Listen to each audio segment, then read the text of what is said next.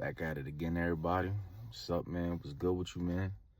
It's been a little bit, though. Chilling and maintaining. I'm going to just try to keep the video a little quick, though. Just a little short, a little brief, though. Thursday night, April 9th, 2026, and 10:37. Finna go on a late night shift and, do my thing. Finish that up. And then, go straight to the job in the morning from 8 to 4 and do it all over again. So, just chilling, just chilling, though, just chilling. Definitely a lot I want to say, definitely a lot I want to get to, though, but just the main purpose of this quick video for the most part is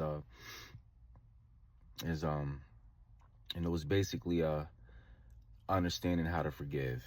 And I know I mentioned it in the video that I did when I moved in, when I was on my balcony, and I talked about it as well. I talked about how forgiving is is a relief. And I also talked about people who did me however they did me, growing up, even as an adult, even when I was a child, it don't matter. And how much I forgave and how much I forgive them. And once again, don't want to go down any names, don't want to go down that rabbit hole, but forgiving, forgiving is it's a covenant. It definitely is a covenant between you and God, between you and Christ. As men, being submitted to Christ. It's not on a it's not really on just a term or a condition. It's what we need to do. It's what we need to do. It's our purpose, it's our mission, it's our goal, it's our life. It's our life to forgive. And what we got to understand is that we don't really go out here. We're not supposed to really go out and just find our purpose, because sometimes just finding our purpose can really just lead to other things, and other things that's going to really distract us and pull us away from the main mission. What we really need to do to find our purpose and to find our mission and to find where we stand in this life is going to Christ. Going to Christ, though. When you go to Christ, Christ is going to show you your mission. He's going to show you your purpose. He's going to show you how to forgive.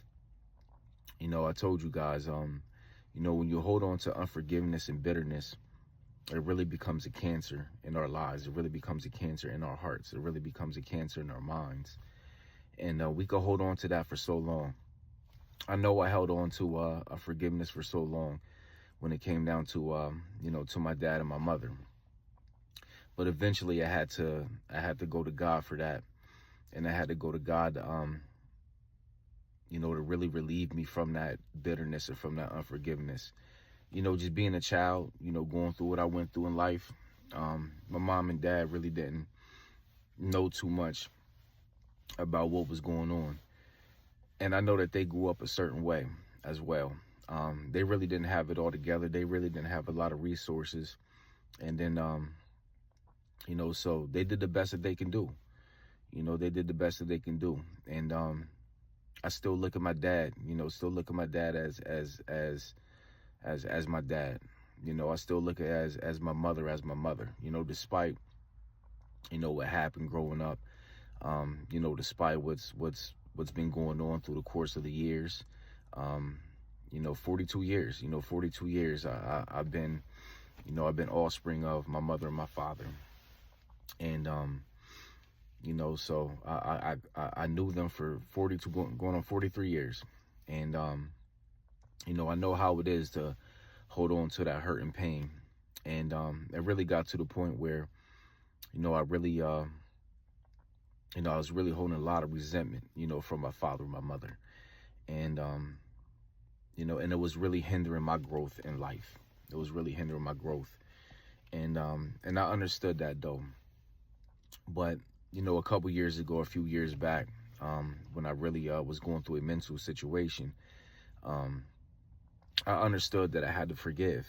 I had to forgive my mother and my father. Definitely did. Definitely had to forgive, and that was one of the high points, and that was one of the main achievements that I had earned and strive for when I was going through my mental situation, because most of it basically stemmed from my mother and my father. you know they really didn't know how to love. They really didn't know how to nurture, and um just really be the fathers that we see on TV. I talk about it all the time, like the Wonder Years of Family Matters, or Boy Meets World, or um Growing Pains, and Seventh Heaven, and Full House, and all those great shows that we watched growing up. I always wanted to be, that kid, that child, growing up in the suburbs and just having that family type of dynamic. But I never really had it too much. But I could also look back and understand that, my mom and my dad, like we all had, we had good times. We definitely had good times. We definitely had good times.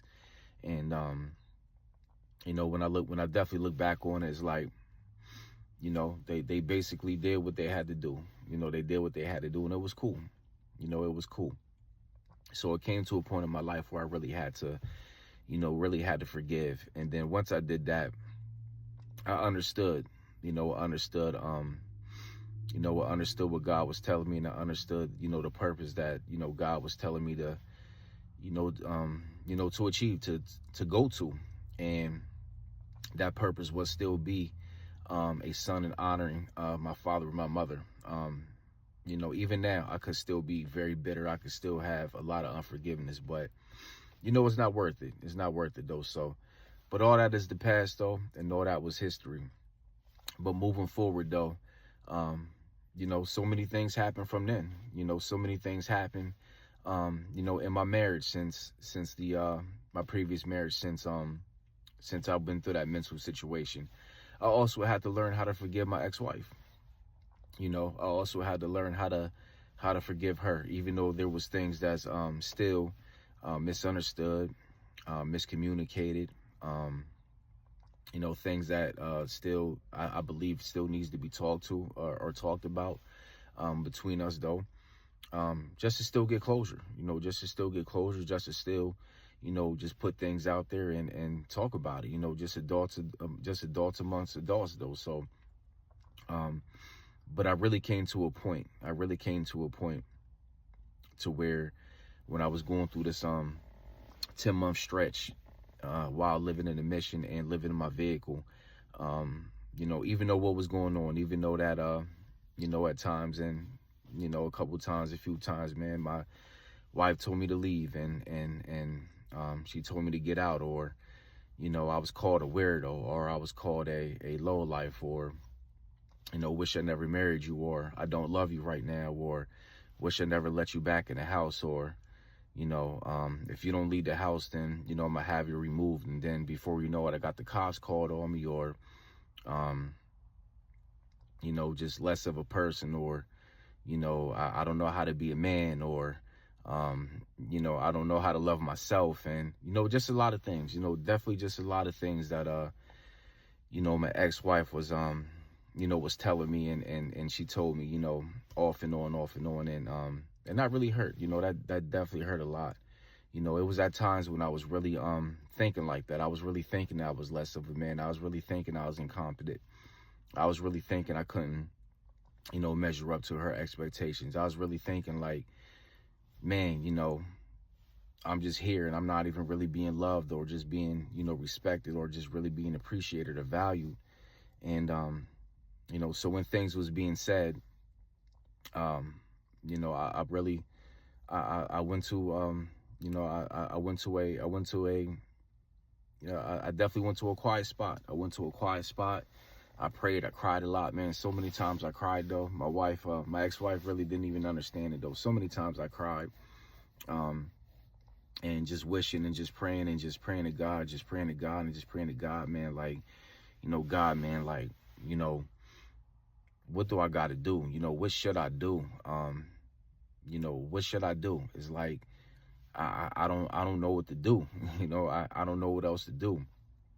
And, but, you know, through the course of that time, you know, like I said, through the course of that 10-month stretch, and really diving in and really understanding and really getting more closer to Christ, you know, about, you know, my life and about the situation, about what's going on and what has happened, you know, through the course of the years. Like, you know, I just really had to understand that, you know, no matter what was going on and, you know, no matter what happened, um, you know, I still had to forgive. You know, I still had to forgive.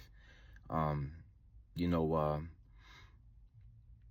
you know, we was together, you know, we was married for, you know, it would have been, you know, 13 years, 13 years and really been together for 17.